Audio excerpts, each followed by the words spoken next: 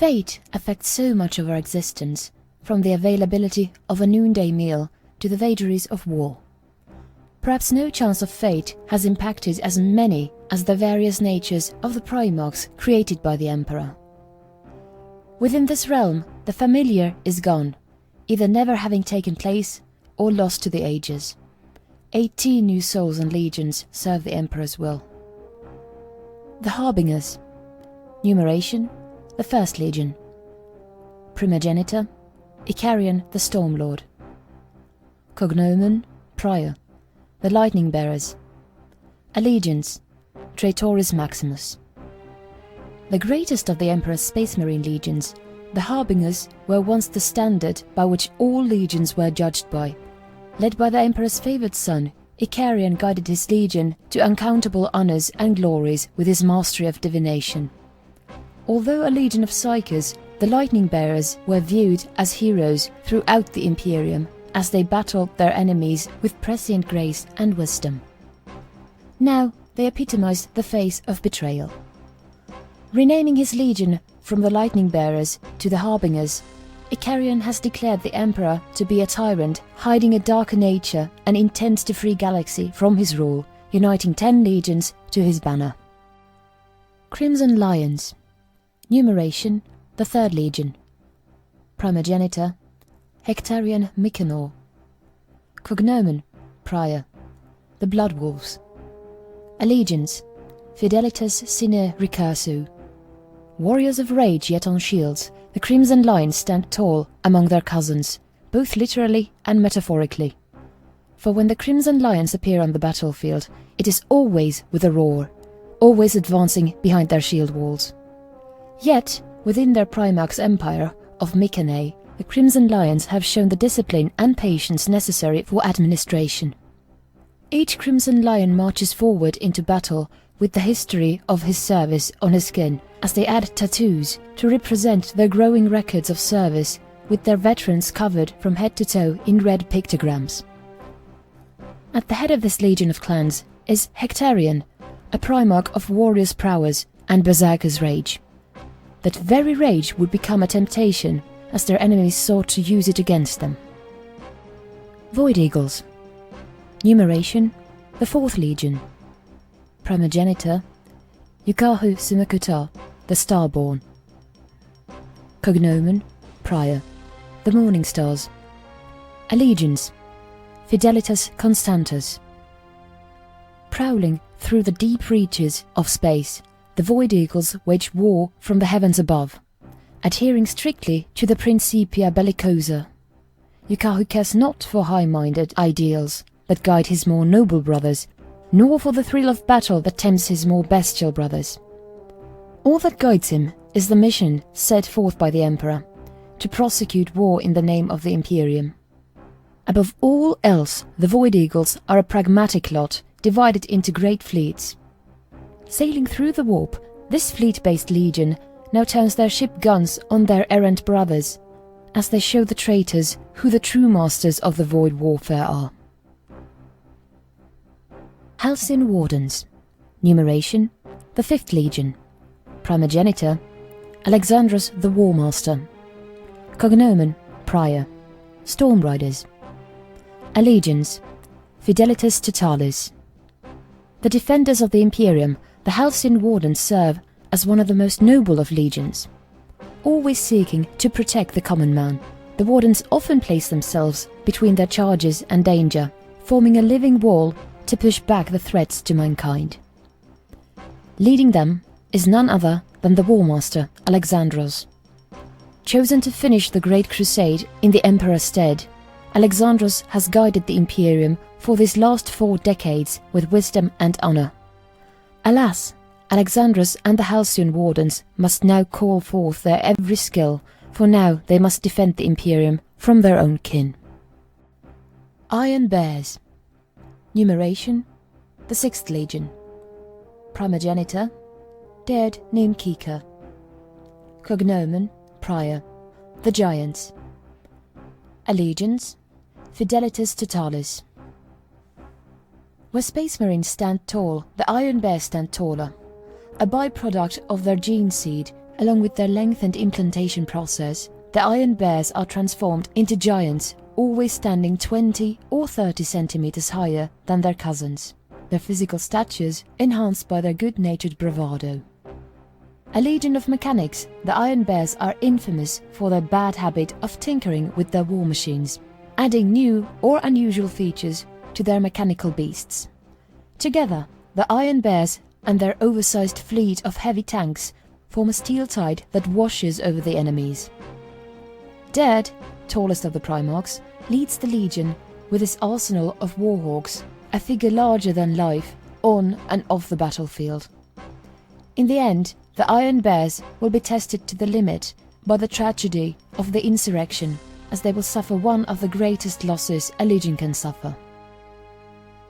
The Berserkers of Uran. Numeration: the 7th Legion. Primogenitor: Ractra Acaro. Cognomen: Prior. Eden's Shepherds. Allegiance: Traitoris Perdita.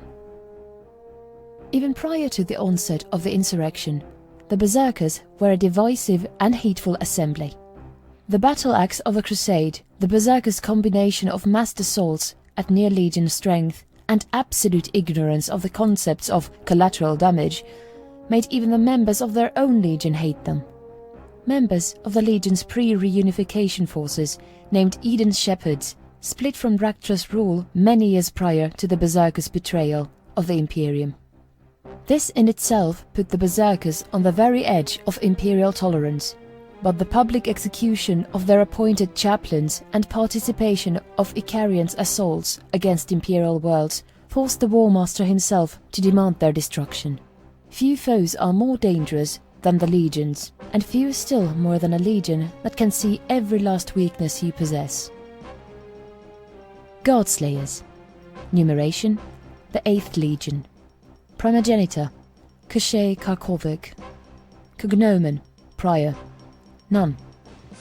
Allegiance: Traitoris Perdita. Few legions have begun so brightly only to fall to such disgusting depths. The Godslayers were once counted among the most faithful legions, eager to embrace the lost colonies of mankind in fellowship while brutally destroying their enemies. Although they share many similar traits to their pariah cousins, the true name of the Godslayers is that they are a particular breed of psykers, known as warp suppressants. Incapable of manifesting any power or spell, the Godslayers have a unique power to nullify the sorcery of warpcraft. Thus, the Godslayers have fought many such foul magics threatening the common man, commanded by their idealistic Primarch, Kshay. In the end, it would not prevent their damnation. Warbringers. Numeration: the 9th Legion. Primogenitor: Kozia Darzalas. Cognomen: Prior. Steelguard, Stalwart 9th. Allegiance: Socius Solicitus. Space Marines convinced of their own superiority over the common man, the Warbringers see their responsibility as greater than simple weapons of war. Instead, they believe they represent the first step above, and that they must guide humanity in both war and peace. Built on top of this inherent sense of superiority is a war record filled with battlefield honors and glories to impress even the highest ranks of nobility. When the Warbringers go to war, it is rarely alone, as they are often supported by the Imperial Army and auxiliary units. Always, the Warbringers command their lessers as they advance towards the enemy. It is this legion that would earn the Emperor's judgment at Baal for their forbidden work in genetics. It would be this legion that would side with Icarian only for their road to take an unexpected turn deep in the insurrection. Firekeepers. Numeration: the 10th Legion. Primogenitor: Nicholas. Cognomen: Prior. None. Allegiance: Fidelitas Constantus.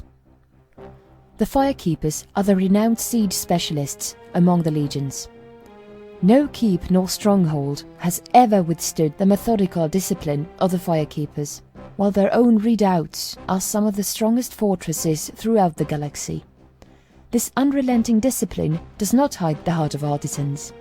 Many intricate weapons of war were created in the shops of firekeepers. Although loyal to the Imperium, the relationship between the Legion and the Emperor has always been a mixed one. For though the firekeepers have fought with duty and honor throughout the Great Crusade, like their gene-sire, Nicholas, they distrust the witch and the Psyker.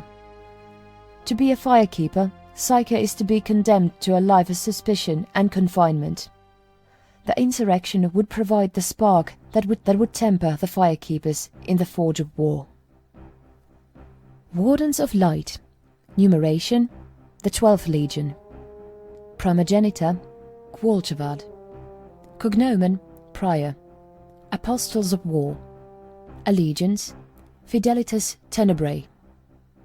The Wardens of the Light represent an exotic arm of the Legiones Astartes, for every warden has the potential to become a pariah of varying strength, whose powers are contained by a mask capable of restraining their nature. With this tool, the Wardens of Light have turned their natures into a surgical weapon, emulating their ways of war. Moving with expert precision, the Wardens of Light seek to overwhelm their enemies with unearthly skill, as they initiate complex military maneuvers to strike their enemies from several angles, collapsing the enemy's resistance. With an unusual streak of pacifism, Gwalchavad is a forgiving soul, attempting to integrate the lost colonies of man as bloodlessly as possible. Fate, in return, would not spare this idealistic soul from the cruelty of a brother's dagger. Eagle Warriors. Numeration: the 13th Legion. Primogenitor: Alexis Travier. Cognomen: Prior. None. Allegiance: Traitoris Maximus. Damned above all other legions, the history of the Eagle Warriors is a dark chapter among the famed Legiones Astartes. Blood and sacrifice are the twin desires of the 13th, as they throw costly armoured assaults at their enemies. These first assaults are merely a distraction, as they reduce defences before the final blow is struck in the form of a rapid strike of jet bikes, fast vehicles and beasts of war. Military efficiency is no virtue to the Eagle Warriors, who do everything they can to sate the bloodlust of their Primarch. Alexos was a Primarch marked by rumours as a failed son of the Emperor, before he would enact the Serpent Lodges, supposed places of warrior equality but tainted with whispers of grisly rituals. On the day of revelation, the Eagle Warriors would reveal the full extent of their inhumanity to the galaxy. Dune Serpents. Numeration: the 14th Legion. Primogenitor: Azus Bahamut. Cognomen: Prior. None. Allegiance: Fidelitas Cindere. Elusive and cunning, the Dune Serpents reveal themselves to their enemies only when they choose to. Before that point, enemy armies suffer sabotage as their communications are jammed, their officers go missing in the night, and their supplies are poisoned. It is only well after the Dune Serpent's venom has worked its way through the veins of their enemy do they finally strike from afar. For Azus, the Ghost of the Sands, views close combat as a wasteful, vainglory endeavour. The only Primarch to wield an Archaeotech sniper rifle, Azus would have every opponent dead several kilometers from his lines, ideally without even knowing his position. The insurrection would prove to be one of only 2 instances with which the Mad King and his serpents would be caught off guard and suffer for their ignorance. Gravestalkers. Numeration: the 15th Legion. Primogenitor: Kawil Pakal. Cognomen: Prior. None. Allegiance: Traitoris Perdita. Appearing as raids of old night, this small legion of pariahs use fear as their chosen weapon. Numbering the smallest of all legions due to unstable gene seed, the Gravestalkers make up for their lack of numbers by destroying the enemy's morale long before the battle is joined. Atrocities cling to the Gravestalkers as they prosecute compliance, as both soldier and civilian soon feel the knives of the 15th skinning them as a warning to others. As the head of this isolated army stoops Kawil the Soulless. Spurned by the Imperium due to the unnatural aura possessed by the Primarch and his sons, Cawill fought from the shadow of the grave before he was persuaded by Icarian to side with the Stormlord. The Drowned. Numeration: the 16th Legion. Primogenitor: Seros Worn Morrow. Cognomen: Prior. Lanterns in the Darkness. Allegiance: Traitoris Perdita. There are few battlegrounds as dangerous as the ones that exist beneath the waves, but there will be no escape from the enemies of the Imperium, not even the depths of the ocean. In this dangerous environment, the Drowned go to war, exterminating strange creatures that few others see. Combat is an elaborate game of cat and mouse, where but a single puncture in armor can spell death, even for a space marine. This brutal environment has shaped the Drowned and their melancholic Primarch, Morrow. With few friends and distrusted by his own sons, Morrow is a dark figure who will tread the unthinkable paths during the insurrection for the sake of his own goals. Warriors of Peace. Numeration: the 17th Legion. Primogenitor: the Jade General. Cognomen: Prior. Warrior at Peace. Allegiance: Socius Solicitus. Warriors who have emptied themselves of emotion before battle, the Warriors of Peace fight not as many but as one. Every marine, every squad, every company is expected to fight as a single unit, operating in perfect coordination with their brethren, drawing strength from one another as they battle in near total silence. The eerie movements of these legiones Astartes is further enhanced by their pariah officers, which unsettle enemy combatants to weaken morale. They are commanded by the Jade General, a Primarch who tossed his natural name long ago, as he devoted himself to studying pariahs. Making war with a scholar's mind, the Jade General is an extremely dangerous martial artist who slays his foes with only his hands and feet. His and his son's path has always been one of choosing the most logical choice to his strange mind, whether it be loyalty, traitorhood, or something else altogether. Steel Legion.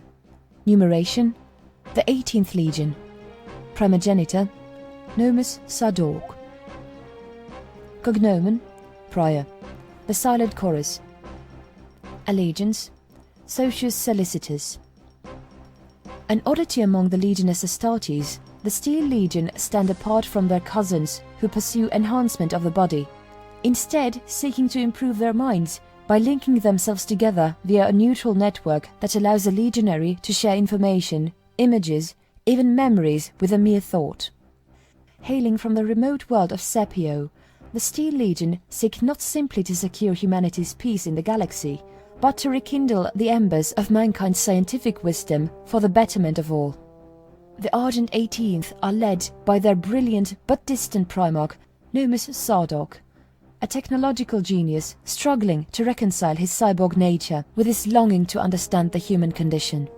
Denounced by some as more machine than man, Nomus's idealism and naivete would be manipulated by the Stormborn to trick him and his legion into betraying those they once called brothers.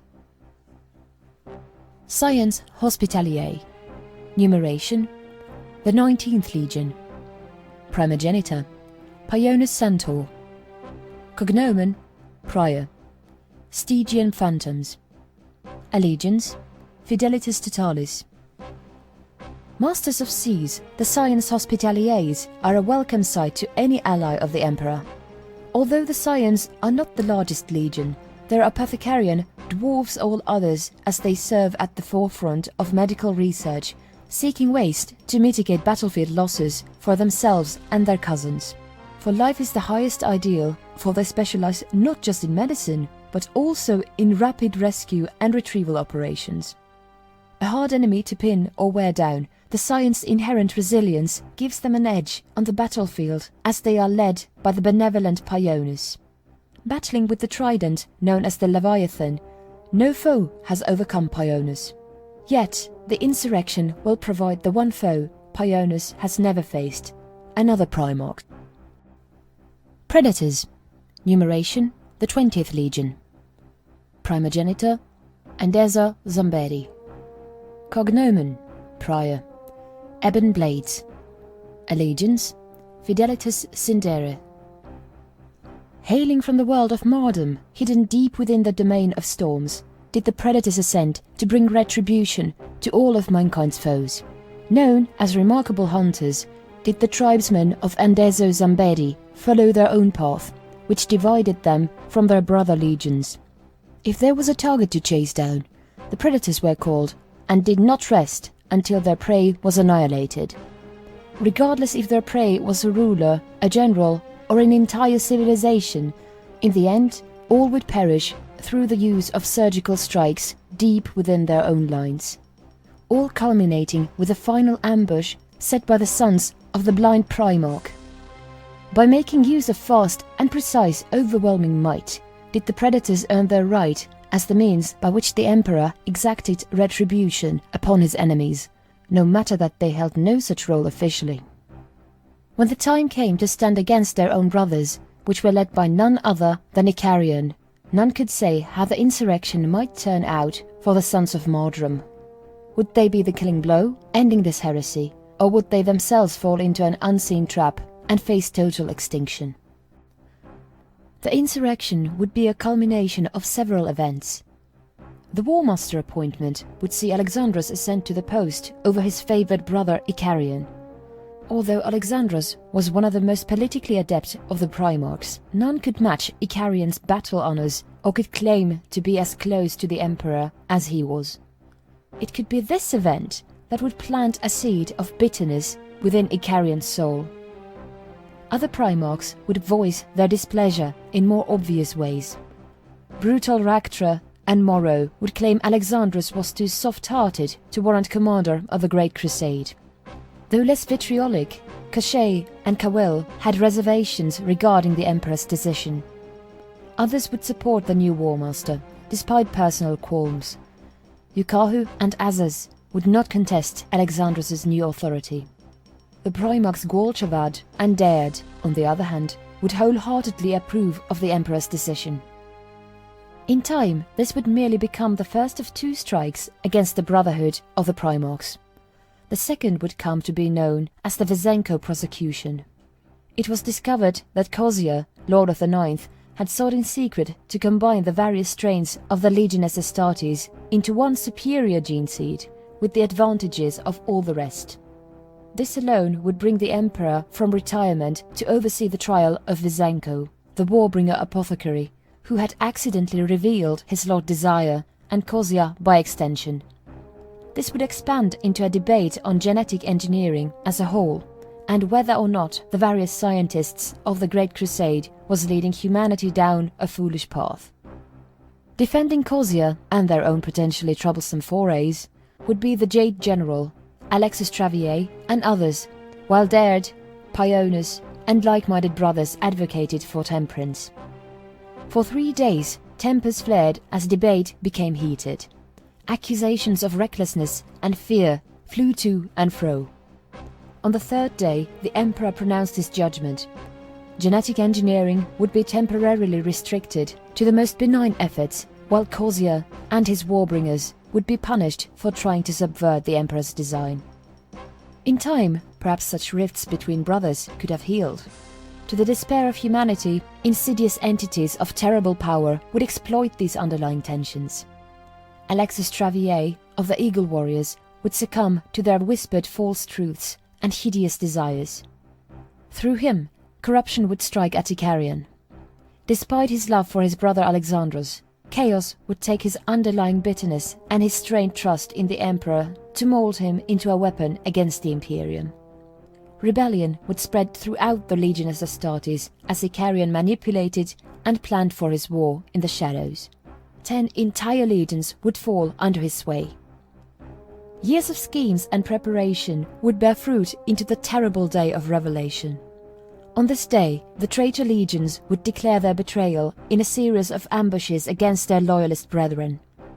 In a single day, Icarian would secure an overwhelming advantage in legion strength, even as Alexis Travier struck at the Emperor's secret work with a foul ritual, fueling the power of it through betrayal of his closest brother, Gwalchavad, and the lives of his sons. The greatest casualty of this terrible day would be the death of noble Daird, slain by his brothers Cawil of the 15th and Cachet of the 8th.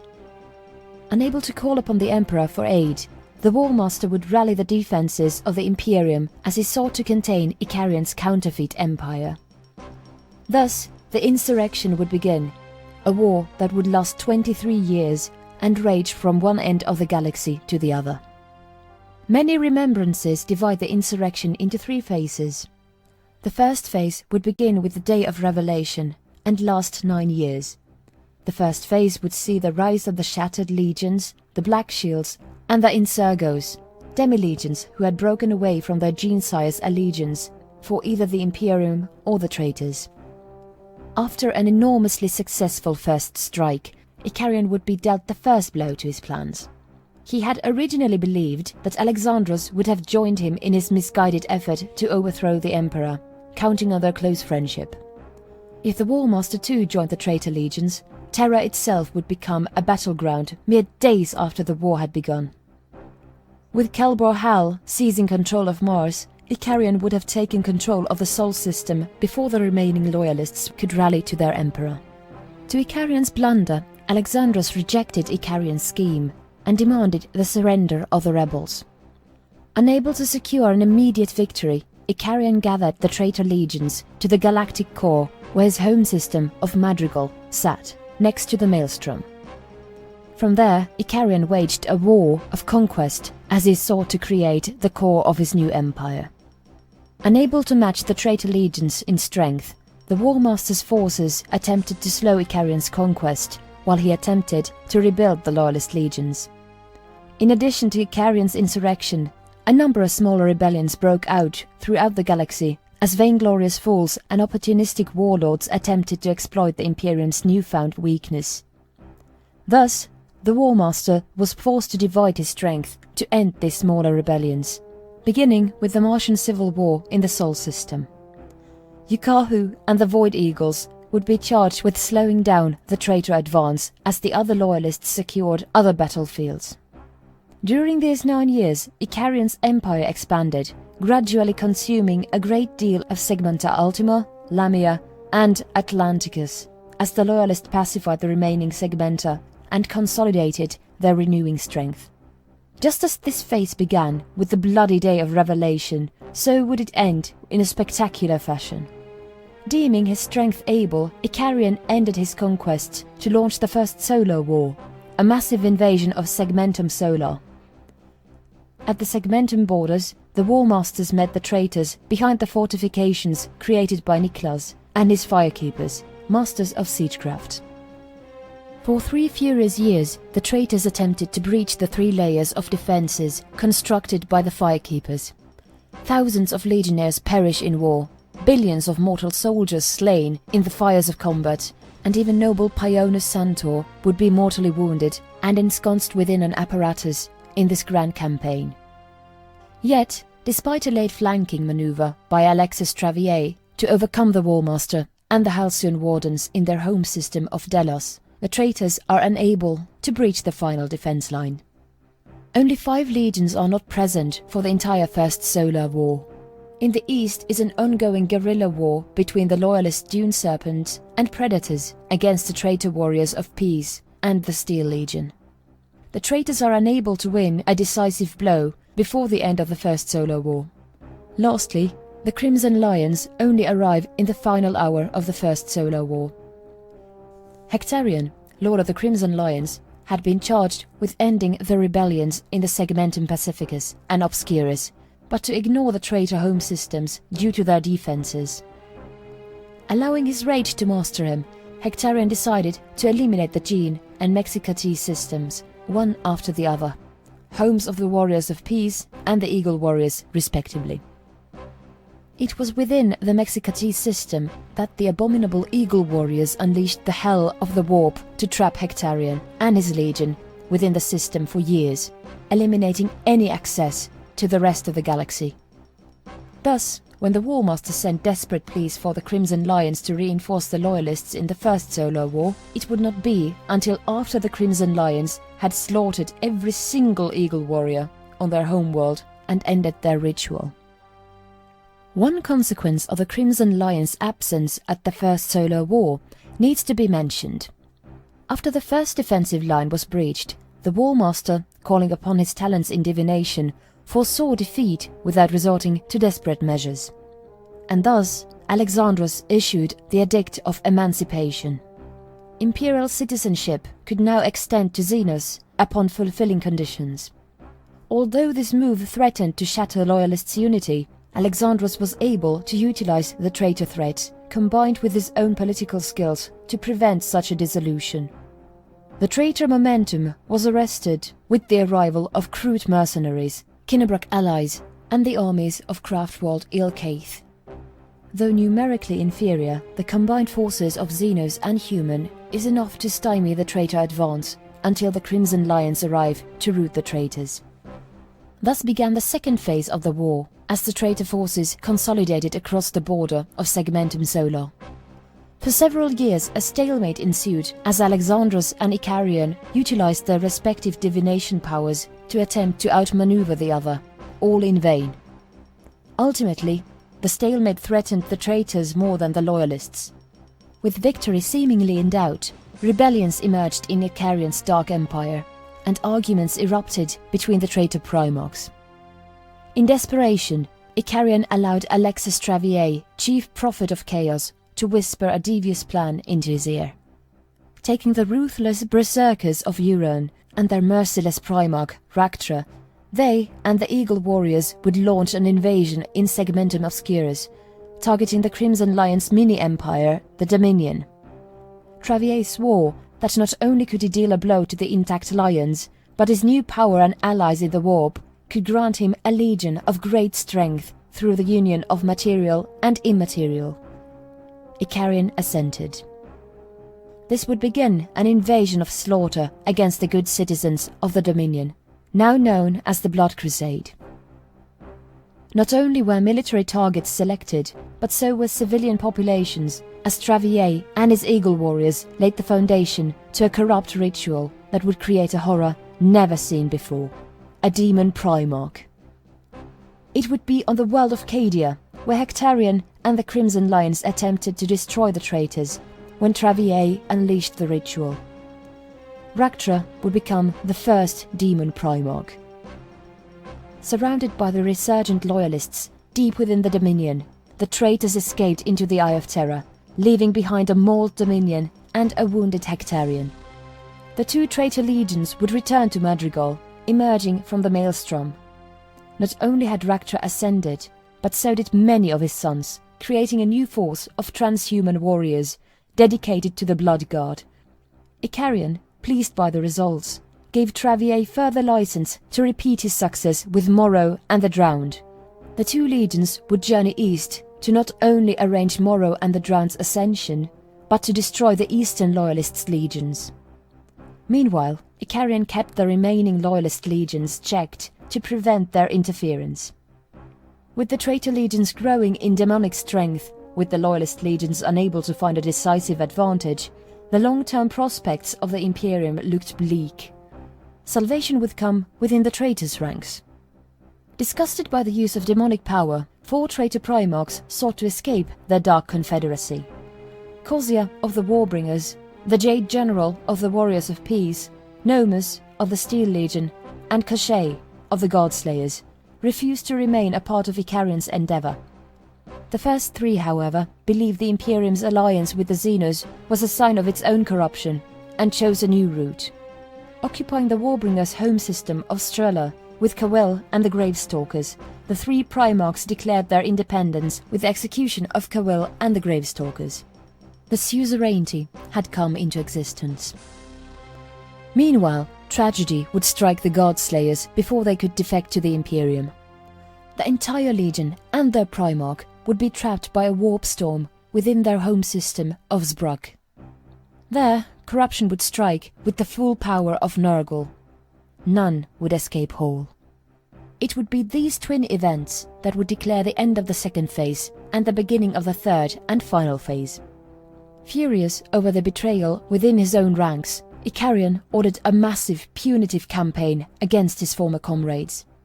The War Master and the Loyalists would begin negotiations with the suzerainty as they tried to bring them under the banner of the Imperium, unwilling to send military aid until promises were made.